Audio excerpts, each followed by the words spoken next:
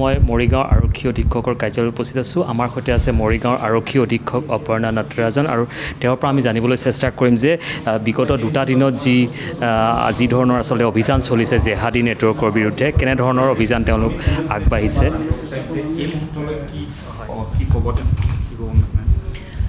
तो इस केस में अभी तक 2 आदमी अरेस्ट हुआ है।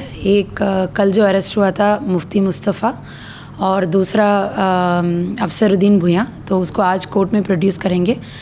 जो मुस्तफ़ा कल अरेस्ट हुआ था उसका 12 दिन का पुलिस रिमांड मिला है, तो अभी बाकी एजेंसीज़ भी उनका पूछताछ चल रहा है।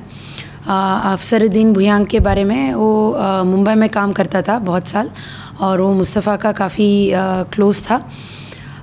उन दोनों के बीच में काफ़ी फ़ाइनेंशियल ट्रांसैक्शंस मिला है और अफसरुद्दीन ने एडमिट किया है कि वो मुंबई बीच जाता था इस मदरसा के लिए चंदा कलेक्ट करने के लिए और पैसा इकट्ठा करने के लिए। और मुस्तफ़ा और इसके बीच में जितना भी फ़ाइनेंशियल ट्रांसैक्शन है और वो क्यों हुआ है, कैसे हुआ है, वो सब का भी इन्वेस्टिगेशन चल रहा है।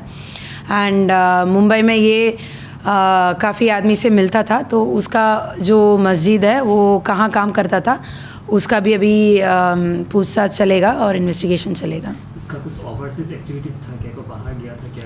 अभी तक बाहर जाने का कुछ एविडेंस नहीं मिला है। और मुंबई में क्या काम करता था? मतलब वो 2007 से 8 साल मुंबई में वर्ली नाका में एक मस्जिद में काम पढ़ाई पहले किया था और फिर उसके बाद वहीं पे काम करता था।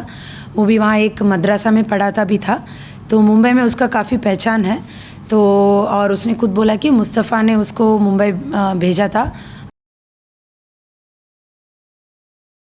करने के लिए।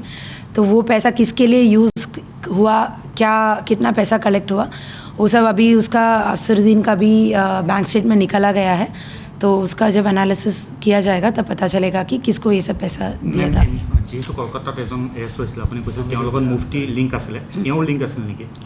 नहीं, वो अभी उसका फिनेंशियल ट्रांसैक्शन बैंक स्टेटमेंट मिला ही है, तो उसका क्या लिंक है वो तो एनालिसिस के बाद ही पता चलेगा।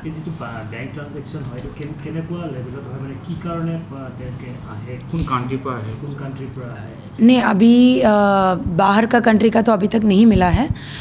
जैसे मुस्तफ़ा का जो फिनेंशियल ट्रांसैक्शंस है, ऐसे एक पैटर्न है कि फॉर एग्जांपल अमीरुद्दीन अंसारी जो कोलकाता में अरेस्ट हुआ था, उसके अकाउंट से मुस्तफ़ा के अकाउंट में पैसा आता था, फिर उसके बाद वो पैसा वो बाकी अकाउंट्स को डिस्ट्रीब्यूट करता था, या तो कैश विड्रॉल होता था या कुछ अकाउंट में या थ्रू फ़ोन पे या अकाउंट ट्रांसफ़र होता था।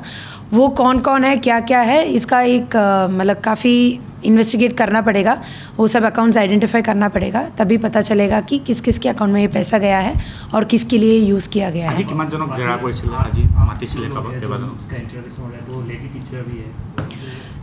एक तो जो उसका जमीउल हुदा मदरसा में जो टीचर थे उनको बुलाया गया, और मुस्तफ़ा हुरुसला में एक बनत मदरसा में 2 to 3 टाइम्स अ वीक पढ़ाता था, उनके जो टीचर्स हैं उनको भी पूछताछ के लिए बुलाया गया है कि एक मतलब वो मुस्तफ़ा के बारे में क्या इन्फॉर्मेशन दे सकते हैं और वो अगर खुद इन्वॉल्व है कि नहीं, उसका पूछताछ के लिए बुलाया गया है। और अरेस्ट होगा क्या इस मामले में? वो तो इन्वेस्टिगेशन के बाद ही पता कर सकते हैं, अभी नहीं बता सकते।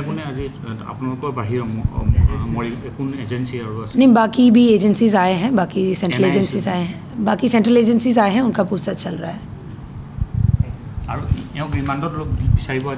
रिमांड कोर्ट को रिक्वेस्ट किया है रिमांड देने के लिए, तो कोर्ट के ऊपर है कि कितना दिन देंगे। अभी तक नहीं है, नहीं अभी तक नहीं है।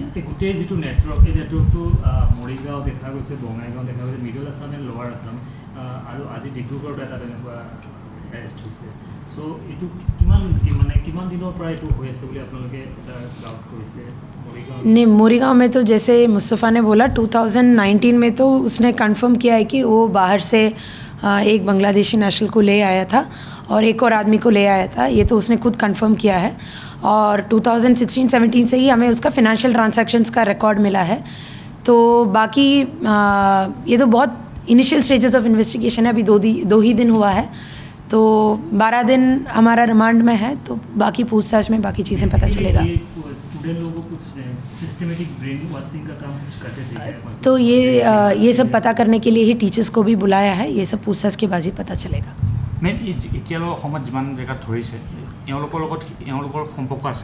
नहीं, हो पारे, ये तो इतिया सब पुलिस उसका पूछताछ कर रहा है, जो अरेस्ट किया है तो ये मतलब बहुत एक डीप इन्वेस्टिगेशन की ज़रूरत है, उसके बाद ही बाकी डिटेल्स पता चलेगा।